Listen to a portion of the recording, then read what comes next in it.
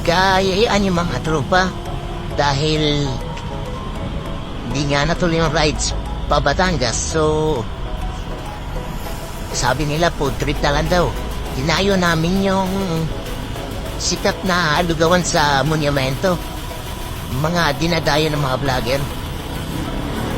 Try na rin namin kumain kung totoong masarap nga ba. So, nung natikman namin, okay naman. Patok sa panlasa. Kaya pala dinadayo.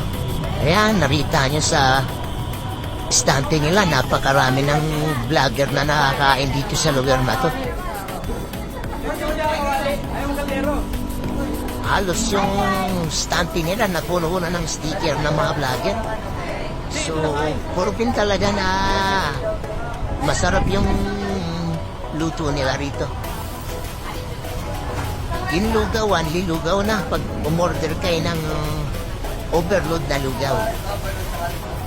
Lahat ng laman nakahalo na po. Kaya sulit na sulit talaga yung 100 pesos. At hindi lang po lugaw yung tindan na rito. May bulalo, may papaitan, at mga kung ano-ano pang pagkain. Kaya pag kumain kayo dito, sulit na rin. Ayun, natin. May partner. Dahil nasarapan yung mga partner namin, umorder pa lang kayo.